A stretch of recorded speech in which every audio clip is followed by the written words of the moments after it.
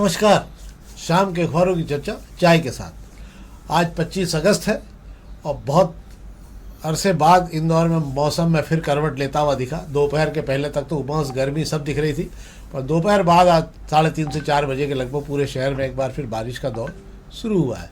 पर बारिश का दौर जैसा चाहिए वैसा अभी भी शुरू नहीं हुआ है, पर ठीक है, पानी गिर रहा है तो लोगों को गर्मी से राहत जरूर। पर ये जो पानी गिर रहा है शायद ये ज़मीन की प्यास नहीं बुझा पाएगा। इस पर सबसे आखिरी में बात करेंगे। इस बार एल नीनो का ज़बरदस्त असर है। जो आपने अगस्त में देखा वही सितंबर में भी दिखेगा। मौसम विभाग का ऐलान है ये, मतलब मौसम विभाग के 2 वैज्ञानिकों ने जानकारी दी कि इस बार मौसम सितंबर में भी आपको ऐसा ही देखने को मिले, तो कोई आश्चर्य की बात नहीं। 2-2.5 इंच के लगभग अभी तक पानी गिरा है। हम इस पर बात करेंगे। कुछ और भी खबरें जिस पर हम बात करेंगे। राष्ट्रीय स्तर की कुछ खबरें। बाजार आज बुरी तरह से फिर टूटा है थोड़ा बहुत। सोना चांदी लगातार गिर रहे हैं ट्रम्प की मेहरबानी से। पर हम सबसे पहले शहर की खबरों शुरू करते हैं और आज हम पत्रिका शुरू करते हैं। तो पत्रिका की खबरों में 1-2 खबरें जिस पर हम बात करते हैं जो महत्वपूर्ण खबरें हैं। यस, इंदौर में कोई कायदा नहीं है और सब कायदे आज हम इस शहर में हो गए हैं। मतलब जिसको जब अपने हिसाब से कायदा बनाना होता है बना लेता है वो। ज़रूरत पड़ती तो अपने नाम के होर्डिंग लगा लेता और ज़रूरत नहीं पड़ती तो फिर अपने नाम के होर्डिंग हटने के बाद में सारे कानून सिद्धांत और बड़ा जो प्राकृतिक न्याय की बात करने लग जाता है। कल कांवड़ यात्रा में पूरा शहर तहस नहस हुआ, हमने आपको बताया था कल की। और आज फिर कल के बाद में आज जो सवेरे कविता पाटीदार जी और गजेंद्र पटेल जो भारतीय जनता पार्टी की राष्ट्रीय इकाई में आए हैं, उनके स्वागत को लेकर जो रैली निकाली गई, एक बार फिर उसने पूरे शहर के मार्ग को जाम की स्थिति में लगभग बना दिया था। और तमाम जगहों पर जो लगाए गए थे मंच वगैरह, उन पर जो व्यवस्था थी उसके कारण भी यातायात को प्रभावित करना पड़ा। कुछ लोगों को अपने रास्ते अंततः बदलना ही पड़े। तो ये हालत रही है। राष्ट्रीय कार्यकारिणी के पदाधिकारी जो है बिल्कुल सड़क पर धूमधाम से निकले। अच्छा स्वागत हुआ उनका। और अब भविष्य बताएगा कि भविष्य की राजनीति उनकी क्या होगी। क्या है साहब? जी बिल्कुल, आप सही कह रहे हैं कि इंदौर शहर की में दिलचस्पी सबकी रहती है। पता नहीं इंदौर से क्या लगाव है नेताओं को। हर नेता चाहता है कि उसका इंदौर में जुलूस निकले। वजह आप समझनी होगी। इस शहर को ट्रैफिक जाम में अकड़ना, शहर में फूल बरसाने वालों के इतने हो गए हैं। हमारे यहाँ स्वागत की जो परंपरा है, मुझे लगता है उसको हमें थोड़ा सा विराम देना चाहिए या थोड़ा सा कमज़ोर कर देना चाहिए। अब एक तो इंदौरी इतने उत्साही हैं कि इतना स्वागत कर देते हैं इंदौर के कार्यकर्ता और नेता कि जो भी नेता बड़ा नेता आता है उसे ऐसा लगता है कि कम से कम एक बार तो इंदौर में मेरा भी जुलूस निकल ही जाए। और ये जुलूस निकालने की ही होड़ रहती है कि जो भारतीय जनता पार्टी बात कर रही थी कि शहर को राखी का त्यौहार होने की वजह से हम शहर को जाम में फंसाना नहीं चाहते, लोगों को परेशान नहीं करना चाहते, इसलिए हम रैली नहीं निकाल रहे हैं, हम स्वागत करा रहे हैं। रैली नहीं निकाल रहे हैं, स्वागत करा रहे हैं। बात किसी के गले नहीं उतरी। आपने राजवाड़ों को बख्श दिया, बाकी पूरे शहर को जकड़न में ले लिया। एयरपोर्ट से लेकर दीनदयाल दफ्तर तक आपने सारी विधानसभाओं को इलाका बांट दिया। जैसे ये हर इलाके में कह दिया गया अपने मंच लगा दो। और हमारे 2 नेता जो हैं मालवा क्षेत्र के जो है राष्ट्रीय पदाधिकारी के बनकर इंदौर आ रहे हैं। अब ये रहने वाले कहाँ के वो समझ लीजिए। एक भाई साहब खरगोन के हैं, एक बहन जी महू की है। तो मुझे लगता है सारा जलवा वहाँ दिखाया जाना चाहिए था, पर इंदौर में दिखाया जा रहा है। क्यों? सबको इंदौर पसंद है। निकाल दिया गया कारवा, शहर पूरा जाम होता गया। जो नेता बंद कमरे में बैठकर शहर के ट्रैफिक सुधार की बात करते हैं, जब वे सड़क पर उतरते हैं तो ट्रैफिक का कबाड़ा ही वही करते हैं। और फिर हम दोष देते हैं कि शहर के पुलिस जो है नाकाम है, नाकारा है, वो कुछ नहीं कर पा रही है। पुलिस तो इंदौर की पुलिस सिर्फ भालू लेकर चौराहों पर आपको भूल भुलैया दिखाने का ही काम कर रही है, कि इससे ज़्यादा वो कुछ कर नहीं पा रही है। शहर में जो लोग अपने जुलूस, हर बार यहाँ होता है कि आज इसका जुलूस है कल उसका जुलूस है। मुझे लगता है जिस दिन इस शहर के लोग जागरूक हो गए, कुछ नेताओं का अच्छा खासा जुलूस जब निकल चालू रहेगा, उनकी राजनीति की विरासत समाप्त हो जाएगी, तो उनको समझ में आ जाएगा कि जुलूस निकालने से दूसरों को क्या तकलीफ होती है। इस पर जरूर ध्यान दिया जाना चाहिए। अब हम अग्निबाण खबर की बात कर ले रहे हैं। अग्निबाण की 1-2 खबरें जिस पर हम बात करेंगे। कल कमिश्नर की बैठक हुई थी, सरकारी प्रेस नोट है। बेसमेंट पार्किंग अभियान चलेगा, ट्रांसजेंडरों के भी परिचय पत्र बनेंगे। यह खबर तो कुछ थी, पर फिर एक बार जो है पार्किंग अभियान शुरू किया जाएगा। अग्निशमन अभियान समाप्त हो गया क्या? जी बिल्कुल, बारिश गिरेगी तो अग्निशमन अभियान खत्म हो जाएगा। फिर बात करते हैं कि बेसमेंट पर अभियान पार्किंग फिर शुरू करेंगे। इस शहर की ट्रैफिक की जो हालत है ना उसको देखते हुए ये जो काम है बेसमेंट पर खाली कराओ अभियान, ये 12 महीने चलाने की ज़रूरत है। पर होता ही है कुछ दिन चलाते हैं फिर विराम दे दिया जाता है और शहर अपना जैसा रेंग रहा है, जैसा हाँप रहा है वैसे ही हाँपता रहेगा। बातें ही कमरों में हो रही है। किसी भी अभियान को आप छेड़ें, शहर की ज़रूरत को समझें। मुझे ऐसा लगता है इस पर बड़ा काम करने की ज़रूरत है इस शहर के लिए। इस अभियान की इसलिए भी जरूरत है शहर के यात्रा। अब तो 4 दिन त्यौहार है, पूरे बाजार को फ्री कर दिया जाता है। जिसको जहाँ दुकान लगाना हो लगा ले, जिस फुटपाथ को घेरना हो घेर ले, क्योंकि 4 दिन व्यापार होता है। कोई बात नहीं, अच्छी बात है, होना भी चाहिए। गरीब तबके को व्यापार मिलता है, छोटी छोटी दुकानों पर खरीदारी होती है, इसलिए छोटे छोटे कारोबारियों को व्यापार मिलता है। पर 4 दिन बाद भी कोई नीति बनना चाहिए। जिनको आज आप जगह दे देते हैं, बाद में फिर वो 4 दिन बाद में उनसे जो पैसे लेकर प्रवृत्ति हो जाती है, वो पूरा आपको पूरा फुटपाथ घेरे हुए रोज़ देख सकते हैं आप। एक और खबर बात कर ले रहे हैं नगर निगम की, ये भी अच्छी खबर। जर्जर रोज है मार्केटों का नगर निगम इंजीनियर करेंगे सर्वे। नगर निगम के बाजारों जो मार्केट जितने ही बने उनकी हालत वैसे ही बहुत ज़्यादा ख़राब है। नगर निगम मार्केट बनाने के बाद किराया और उसके अलावा कोई देख रेख का, तो किराए के अलावा उसको कोई लेना देना होता नहीं, और वो भी साथ में मिले या ना मिले उसकी बात है। पर इनकी हालत इतनी ज़्यादा ख़राब है नगर निगम के बाज़ारों की कि यहाँ पे जाने समय में भी डर लगता है बहुत बार कि ऐसा नहीं को थपेड़ा थपड़ गिर पड़े। क्यों साहब? जी बिल्कुल, इंदौर में 100 से ज़्यादा नगर निगम के मार्केट हैं। उन मार्केट में से अगर ज़्यादातर की हालत आप देखेंगे तो इतनी बद हाल हो चुकी है कि उन्हें तोड़ के, मुझे लगता है किसी सर्वे की ज़रूरत नहीं है, उन्हें सीधा तोड़िए, आप नए सिरे से बनाइए, कुछ दुकानें बढ़ा दीजिए, कुछ फ्लोर बढ़ा दीजिए, आपका खर्चा भी निकाल लीजिए, कमाई भी कर लीजिए। और जो लोग किराया नहीं दे रहे हैं, बरसों से जमे हुए हैं, किराया नहीं दे रहे हैं, और जो लोग दुकानें बेचकर निकल चुके हैं, उनका भी कोई रास्ता निकाल दीजिए। कम से कम नगर निगम की जो संपत्तियां उसकी हालत तो सुधारिए। नगर निगम के राजस्व का बहुत बड़ा ये क्षेत्र है जहाँ से नगर निगम को राजस्व मिलना चाहिए। समझ में नहीं आता नगर निगम इस तरफ ध्यान क्यों नहीं देती है। एक और खबर इस पर हम बात कर ले। दूसरे यात्री ने की एसी कोच में अब चूहों की शिकायत। कल आपने सुना होगा कि कल एक अधिकारी, रिटायर्ड सेवानिवृत्त अधिकारी की नाक काट खाई थी चूहे ने, AC first class AC coach में काट खाई थी। अब इसके बाद में जो है पूरा रेलवे जाग गया और एसी कोच में जहाँ जहाँ भी वहाँ पर रेलवे ने स्प्रे कर दिया चूहे को भगाने के लिए। चूहों का तो पता नहीं, पर यात्रियों के बैठने में हालत ख़राब हो गई।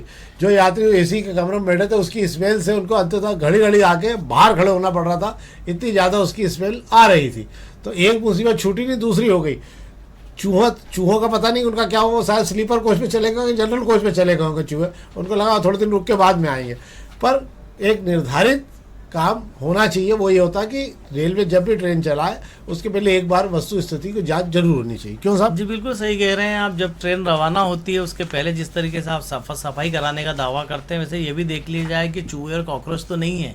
और वैसे मुझे लगता है कि इस पर समय समय पर कीटनाशक कुछ छिड़ते रहना चाहिए, उसकी ज़रूरत भी है। बात कर लेते हैं, चंडीगढ़ से इंदौर आ रहे यात्री की चूहे ने नाक काट दी थी। अब कल आज एक नया घटनाक्रम हो गया। पुणे से इंदौर आ रहे परिवार ने एसी कोच में चूहे और कॉकरोच दिखे तो शिकायत की। शिकायत पर देखिए आप कितना तेजी से अमल हुआ। मानना पड़ेगा, रेलवे विभाग को मानना पड़ेगा, इसलिए कि जहां शिकायत हो रही थी वो परिवार तो रात भर बैठा रहा कि कहीं चूहा और कॉकरोच कहीं से और ना आ जाए, और उन्होंने उन कोच में जो है केमिकल छिड़क दिया जो कोच बंद पड़े हुए थे। और केमिकल भी ऐसा छिड़काव किया कि जहरीला था, यात्रियों को सांस लेने तक में दिक्कत आ गई और बहुत परेशानी से रात गुजरी है साहब। बड़े मुश्किल इंदौर उतरे हैं सुबह। वाह। अब हम पत्रिका खबर की बात कर ले रहे हैं। पत्रिका में एक खबर है जिस पर हम बात करते हैं। तो जितने भी ब्लैक स्पॉट बने उसको लेके खबर दी। लवकुश चौराहे में हादसे में सबसे आगे 14 से अधिक दुर्घटनाएं यहाँ हुई हैं और राला मंडल सबसे ज़्यादा जानलेवा हुआ है। क्या कारण है? जी बिल्कुल आपको बता देता हूँ। राला मंडल सबसे ज़्यादा जानलेवा इसलिए हुआ है कि बाईपास पर ट्रकों की जो है आवाजाही तो बहुत फास्ट होती है। उसके बाद बात कर लेते हैं, वहाँ पर पुल का काम बनाते समय बैरिकेडिंग ठीक से नहीं की गई, और ये जो क्षेत्र हैं जहाँ 2, 4 या 3 हादसे के बाद में उसे ब्लैक स्पॉट घोषित कर दिया जाता है। अब लवकुश चौराहे की बात कर लें, हालांकि अब लवकुश चौराहे के दिन बदल गए हैं। आपको बता दूं, जब से डबल डेकर पुल बना है उसके बाद वहाँ हादसे नहीं हो रहे। अब हादसे क्यों नहीं हो रहे ये भी समझ लीजिए। आप गाड़ी को रफ्तार ही नहीं दे पा रहे हैं। वहाँ जो सर्विस रोड या आपने बनाई है वो इतनी जर्जर है कि वहाँ गाड़ी चलाना दुर्बल है, तो आप उसको रफ्तार कहाँ से दोगे? तो ऐसे में हादसे अपने आप ही नहीं हो रहेंगे। हाँ, अपने कर्मों से अपने हाथ पांव टूट सकते हैं केवल वहाँ कि कहीं खड्डे में आप गिर जाओ या उसके कारण। बाकी दूसरा आपको कोई नहीं मार सकता वहाँ पे, क्योंकि गाड़ी की स्पीड इतनी धीमी हो जाती है बहुत बार की गाड़ी को टूटने फूटने से बचाने की जहद हो रही है वहाँ, तो हादसा तो दूर की बात हो रही है। अब दोपहर के पहले पेज की हम बाद में बात करते हैं। एक दो खबरें इस पर हम बात करेंगे। एक तो आज जो दूध उत्पादक किसान हैं उनकी एक बहुत बड़ी बैठक हुई है और वो आज फिर कलेक्टर से ही मिले हैं जाके। और उन्होंने कहा है कि भैया बहुत महंगाई हो गई, जो जानवरों को खिलाने का चारा और जितना सामान आता है उसकी कीमत इतनी ज़्यादा बढ़ चुकी है कि दूध घाटे का सौदा हो गया है। इसलिए दूध की कीमत 70 रुपये लीटर बढ़ा दी जाए। मतलब ये किसान जो उत्पादक है वो मांग रहे हैं। मुझे ऐसा लगता है कि 5-7 रुपये ऊपर वाले भी तो मांगेंगे ही जिनको दूध बेचना है। तो अब 75 रुपये लीटर भी हो जाए तो कोई आश्चर्य की बात नहीं। हालांकि क्या भाव दूध खरीद रहे हैं जी बिल्कुल 65 रुपये लीटर दूध अभी चल रहा है, आपकी जानकारी के लिए बता दें। 70 किया जा सकता है। 70 किया जा सकता है। और इसके अंदर सबसे बड़ी बात यह है, किसानों का यह कहना है कि दूध का जो दाम है वो व्यापारी ना तय करके जिला प्रशासन तय करे। मुझे भी लगता है कि ये होना चाहिए। वजह यह है कि अभी आप देखिए इंदौर शहर में आपको जान के आश्चर्य होगा कि दूध के भाव, आपके घर जो बंदी का दूध आ रहा है उसके भाव या डेयरी पे जो दूध मिल रहा है उसके भाव कौन तय करते हैं? वो लोग तय कर रहे हैं जो खुद दूध का व्यापारी नहीं कर रहे हैं, सिर्फ राजनीति कर रहे हैं। और वे बरसों से राजनीति कर रहे हैं। अब उनका दूध के धंधे से दूर दूर लेना देना नहीं है। एक बार पता तो लगा लीजिए, आप जो दूध का भाव तय करते हैं वे किन घरों में बंदी देने जाते हैं या उनकी कौन सी डेयरी चल रही हैगी। ऐसा कुछ नहीं हो रहा है। इसलिए मुझे लगता है कि कलेक्टर को अपने अधिकार में क्षेत्र में से ले लेना चाहिए और दूध के भाव वहीं से तय होना चाहिए। होना भी चाहिए। बहुत बार इससे किसानों की बातचीत भी सुनी जानी चाहिए, उनका दर्द भी समझना चाहिए। मुझे लगता है सबकी अपनी बात है, पर होना चाहिए, इस पर कोई नियंत्रण नहीं होना चाहिए। केवल दूध के भाव से प्रशासन इसलिए डरता है कि ऐसा नहीं हो कि अगर कोई मामला हो गया और खींचातानी हो गई तो दूध की व्यवस्था अपन तो कहीं से कर नहीं पाएंगे और फिर वो एक मोर्चा खुल जाएगा। अजीत जोगी, एक हम आपको किस्सा बताते हैं, ये मामला हुआ था बहुत पहले। अजीत जोगी कलेक्टर हुआ करते थे इंदौर में, और सेठी जी के सामने, जब उस समय सेठी जी मंत्री भी थे, और ये कोई मामला उठा और दूध को लेकर दूध वालों ने भाव को उसको लेकर हड़ताल कर दी। पूरे शहर भर में दूध का बंटने का मामला खत्म हो गया। तब जोगी, अजीत जोगी कलेक्टर, तो उन्होंने शहर में 8 जगह टैंकर खड़े करवाए थे दूध के। 8 टैंकर लगवा कर उन्होंने 2 दिन तक दूध बंटवाया। उसके बाद बातचीत का दौर शुरू हुआ था। तो ये शहर ये वाले आंदोलन को भी एक बार देख चुका है। अब हम एक खबर पर और बात कर ले रहे हैं। ये शहर आपके स्वास्थ्य और जीवन से जुड़ी है। पूरे शहर भर में तमाम जगहों पानी पतासे और ये आप चाइनीज़ फूड खाते हैं, इन सब के छोटे छोटे स्टॉल लगे रहते हैं जो आपको बिल्कुल टेस्ट के साथ में आपको सामान सस्ती कीमत पर देते हैं, पर इनकी कोई जांच नहीं है। इनकी गुणवत्ता जांचने का कोई सिस्टम नहीं है। जैसे मैं आपको बताता हूँ कि पानी पतासे का अगर कारोबार करने वाला कोई भी होगा तो वो पानी पतासे का पानी और तमाम सामान लेने गौरी नगर से लाता है। गौरी नगर में पानी कहाँ से आता है? ये आरओ का पानी नहीं है जो दिया जाता है पानी आपको, नलों से पानी भर भर के पानी पतासे का पानी आपको पिलाया जाता है। जो बड़ी दुकानें हैं उनकी बात नहीं कर रहा, पर जो छोटे छोटे लोग हैं उनके सामान की गुणवत्ता की कोई जाँच नहीं है। और उसी कारण ये होता है कि जहाँ भी कम कीमत पर सामान मिल रहा है वहाँ खाने वालों की संख्या बढ़ी रहती है, पर सामान की जांच नहीं हो रही। यहीं पर जो है बड़े हादसे होने का भी हमेशा खतरा बना रहता है, क्योंकि जो लोग खाते हैं वे तमाम लोगों को मालूम भी नहीं है कि कहाँ का सामान आया और क्या खा रहे हैं। मुझे लगता है कि खाद्य सुरक्षा विभाग को एक बार इस बड़े अभियान यहाँ पर भी शुरू करना चाहिए। क्यों साहब? जी बिल्कुल आप सही कह रहे हैं। बात वही आ गई कि पहले तो पानी पतासे की आपने बात की, तो मैं बता दूं आपको, पहले ये जांच लेना चाहिए कि पानी पतासे का जो पानी है वो टाटरी से तो नहीं बनाएगा। 5-10 रुपए की टाटरी की पुड़िया आती है और उससे आप जो है मटका भर के जो है खारा पानी बना लेते हैं ये। तो ये आपको जांचना बहुत ज़रूरी है, क्योंकि पानी पतासे का जो पानी बनता है उसके अंदर पुदीना चाहिए, आपको धनिया चाहिए, उसमें मिर्ची चाहिए, ये सब चीज़ें उसमें होना चाहिए। पर हम देखिए, आप जहाँ पीने जा रहे हैं, जहाँ पानी पतासे घटक रहे हैं, उस पानी पर एक बार नज़र भी डाल लीजिएगा कि वो टाटरी का पानी थी। और टाटरी के पानी की खासियत बता दूँ, वो झक हर्रा कच आपको मिलेगा। उसमें कहीं आपको ना धनिया का कण मिलेगा, ना पुदीने का कण मिलेगा, ना मिर्ची का कण मिलेगा। तो आपके स्वास्थ्य को लेकर खबर है, हम ये नहीं करेंगे आप मत खाइए, पर हमारा आग्रह है, कृपा कर एक बार जांच जरूर कर लीजिए आप कि जो आप खा रहे हैं कहीं आपके लिए मुसीबत ना बन जाए। अब हम दोपहर के पहले पेज की खबरें बात कर लें, जो व्यापार से जुड़ी हुई खबरें जो आपके काम की हैं। कुछ खबरें ऐसी जो, एक तो 20 साल बाद अल नीनो का पहली बार मतलब जो असर हो रहा है, तो 20 साल बाद आपको सबसे कमज़ोर मानसून देखने को मिल रहा है। जहाँ बारिश हो रही है वहाँ बहुत ज़्यादा बारिश हो रही है, बाढ़ जैसी स्थिति आ गई एक ही दिन में। मतलब एक ही दिन पे 5-5, 8-8 इंच पानी गिर रहा है। जहाँ सूखा पड़ रहा है वहाँ लगातार सूखा पड़ा हुआ है। फसलों का कबाड़ा हो गया है, बहुत तेज़ी से फसलें खसक गई हैं। सोयाबीन वगैरह तमाम फसलों में इल्लियाँ पैदा होने लगी, कीड़े पैदा हो रहे हैं। फसलें तो मार खा ही रही हैं, पर इस अल नीनो का असर कारण ये हो रहा है कि अगस्त का असर आप देख चुके हो कि अगस्त में हम 2 इंच 2.5 इंच पानी के लगभग ही झूल रहे हैं, जबकि अगस्त में हमको 12 इंच पानी से ज़्यादा चाहिए था। सितंबर में भी मौसम विभाग के वैज्ञानिक कहना है कि सितंबर में भी यही स्थिति लगभग बनी रह सकती है, क्योंकि सितंबर का जो है उन्होंने आकलन जारी किया है।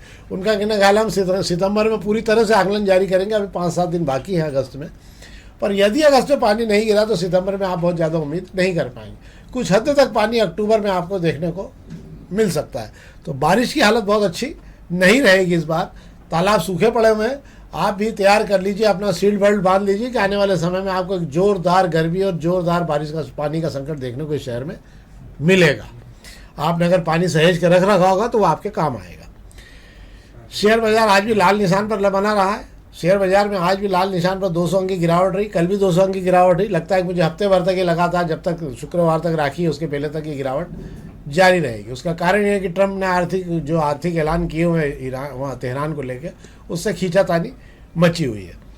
दूसरा, सरकार ने नई पॉलिसी जारी कर दी, जितनी भी रिफाइनरी शक्कर है उसको हर 2 महीने में आपको स्टॉक क्लियर करना पड़ेगा। मतलब जो आप बच्चा बना के रख लेते हैं शक्कर, अब आप रोक नहीं पाएंगे, हर हाल में आपको बाजार में छोड़ना पड़ेगी।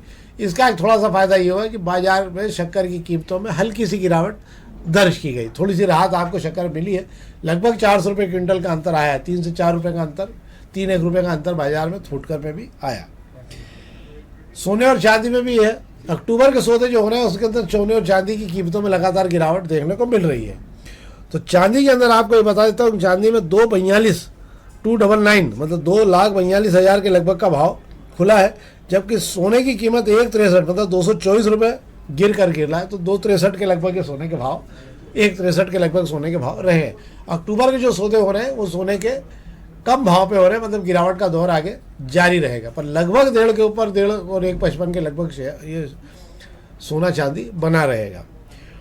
और एक बड़ी खबर ये है कि महाराष्ट्र के तमाम चर्च में जहाँ जहाँ भी उनकी प्रार्थना सभाएं होती हैं, जो आयोजन करते हैं, अब उन्होंने उसमें शामिल होने वाले लोगों के लिए बाकायदा एक फॉर्म बना दिया है। क्योंकि आए दिन बजरंग दल और विश्व हिंदू परिषद के कार्यकर्ता वहाँ पहुँच के धर्म परिवर्तन कर रहे हैं और धर्म की किताबें बांट रहे हैं। इस सब को लेकर विरोध होता है और भारी झगड़े हो जाते हैं, उसको लेकर मुकदमे दर्ज होते हैं। अब उन्होंने एक नया सिस्टम बना दिया और इसे देश भर में लागू कर रहे हैं। यदि आप चर्च के किसी भी कार्यक्रम में हिस्सा लेना चाहते हैं तो वहाँ एक फार्म दिया जाएगा। फार्म आपको बाहर ही बैठ के आराम से भरना होगा। उसमें आपको एक बताना होगा कि इस कार्यक्रम में आप क्यों आ रहे हैं। कोई दबाव नहीं है, कोई आपसे आग्रह नहीं किया गया, आप अपनी स्वेच्छा से आ रहे हैं यहाँ पर, और पूरी जानकारी के साथ में दी जाएगी। अगर आप ईसाई हैं तो ही उस कार्यक्रम में आप भाग ले पाएंगे। बाकी जिनको भाग लेना है उनके बारे में कुछ कहा नहीं गया, पर ये बताया गया कि आपको इसी आधार पर अंदर आने के लिए जगह मिलेगी। मतलब अब दूसरे लोगों को शायद चर्च में जो पहले सामान्य स्थिति में प्रवेश मिल जाता तो वो अब नहीं देंगे, क्योंकि इससे विवाद बढ़ते हैं और विवाद के कारण उनको दिक्कत होती है। तो ये महत्वपूर्ण खबरें थी जो हमने आपको बताई। हमारा आग्रह है कि दोपहर न्यूज़ का विशेष कार्यक्रम है, आप कृपा करके उसको लाइक करिए और चैनल अपने मित्रों तक और सब्सक्राइब करिए, क्योंकि ये कार्यक्रम पूरी तरह इंदौर के लिए बनाया जाता है। इंदौर की तमाम वो महत्वपूर्ण खबरें जो आपकी ज़िंदगी से जुड़ी हैं, अगर आप इंदौर के बाहर हैं तो भी ये खबरें आपके लिए महत्वपूर्ण होती कि शहर में क्या हो रहा है, हम आपको हर दिन की जानकारी देते हैं। एक बार फिर आपको बहुत बहुत धन्यवाद।